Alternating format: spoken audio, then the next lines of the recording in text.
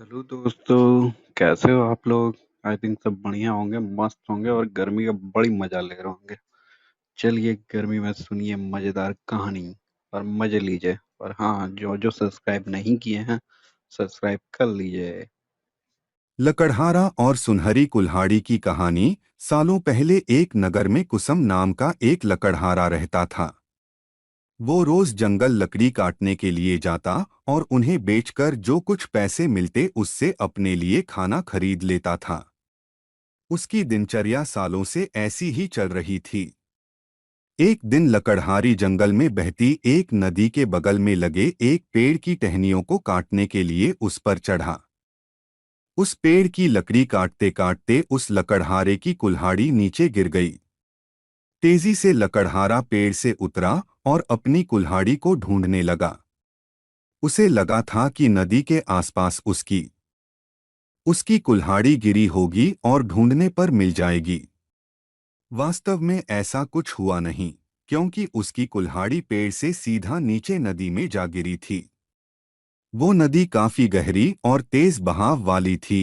आधे से 1 घंटे तक लकड़हारा अपनी कुल्हाड़ी को ढूंढता रहा, लेकिन जब लकड़ी नहीं मिली तो उसे लगने लगा कि अब उसकी कुल्हाड़ी उसे कभी वापस नहीं मिलेगी। इससे वो काफी दुखी हो गया।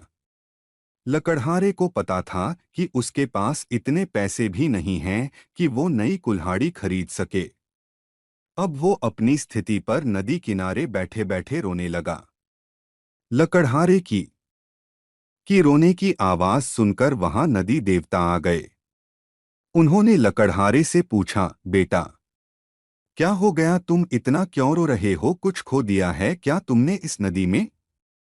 नदी के देवता के सवाल सुनते ही लकड़हारे ने उन्हें अपनी कुल्हाड़ी गिरने की कहानी सुना दी। नदी के देवता ने पूरी बात सुनते ही कुल्हाड़ी को ढूंढने में लकड़हारे की मदद करने की बात कही और वहां से चले गए। कुछ देर बाद नदी के देवता नदी से बाहर निकलकर आए और उन्होंने लकड़हारे से कहा कि मैं तुम्हारी कुल्हाड़ी लेकर आ गया हूँ।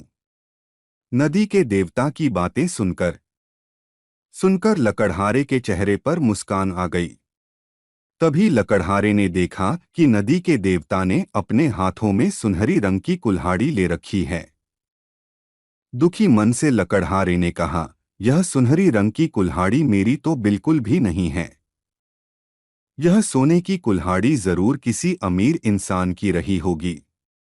लकड़हारे की बात सुनकर नदी के देवता दोबारा से गायब हो गए। कुछ देर बाद नदी के देवता दोबारा नदी से बाहर निकले। इस बार उनके हाथों में चांदी की कुल्हाड़ी थी। उस कुल्हाड़ी को देखकर भी लकड़हारे को खुशी नहीं हुई।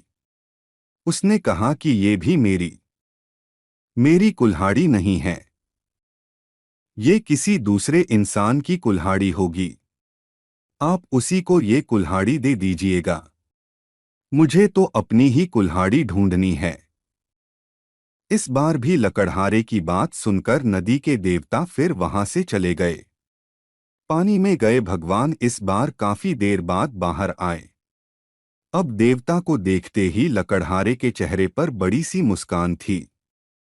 उसने नदी के देव से कहा कि इस बार आपके हाथ में लोहे की कुल्हाड़ी है और लग रहा है कि ये मेरी ही कुल्हाड़ी है। ऐसी ही कुल्हाड़ी पेट काटते समय मेरे हाथ से नीचे गिर गई थी। आप ये कुल्हाड़ी मुझे दे दीजिए और दूसरी कुल्हाड़ियों को उनके असली मालिक तक पहुंचा दीजिए। लकड़हारे की इतनी ईमानदारी और निष्पाप मन को देखकर नदी के देवता को काफी अच्छा लगा। उन्होंने लकड़हारे से कहा कि तुम्हारे मन में बिल्कुल भी लालच नहीं है। तुम्हारी जगह कोई और होता तो सोने की कुल्हाड़ी झट से ले लेता, लेकिन तुमने ऐसा बिल्कुल भी नहीं किया।